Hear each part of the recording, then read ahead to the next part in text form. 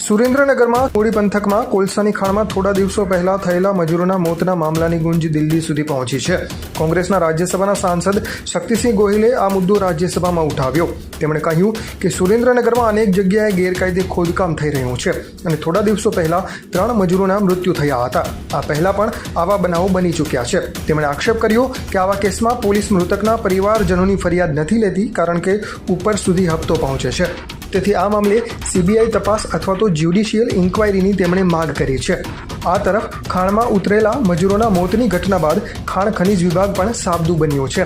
સુરેન્દ્રનગરમાં ખાણ ખનીજ વિભાગના અધિકારીઓના આટાફેરા વધી ગયા છે, પરંતુ સ્થાનિકોના મતે થાન અને મૂડીમાં જ્યાં ખાણો ખોદવામાં આવે છે ત્યાં આટાફેરા મારવાને બદલે ખાણ ખનીજ વિભાગ ચોટીલા હાઈવે પર આટાફેરા કરી રહ્યું છે. કદાચ અધિકારીઓના મનમાં એવું હશે કે હાઈવે પર આટાફેરાથી આવતા જતા અધિકારીઓ કે મોટા નેતાઓને તેમની હાજરીનો ખ્યાલ આવે, પરંતુ જ્યાં તેમણે તપાસ કરવી જોઈએ ત્યાં તપાસ માટે તેઓ ન જતા હોવાનું સ્થાનિકો જણાવી રહ્યા છે. હાઈવે પર આટાફેરા મારતી ખાણ ખનીજ વિભાગની ગાડીના ફોટા પણ વાયરલ થયા છે. ત્યારે જો સ્થિતિ આવી જ રહેશે તો ગેરકાયદે ખોદકામ અને ખનીજ ચોરી કેમ અટકશે તે સવાલ છે. એવું પણ કહેવાય રહ્યું છે કે તપાસ માટે ફરી રહેલી ટીમ પણ કદાચ હપ્તાના ભાર નીચે દબાયેલી હશે, જેથી જે સ્થળે તપાસ કરવી જોઈએ તેને બદલે હાઈવે પર આટાફેરા કરી રહી છે.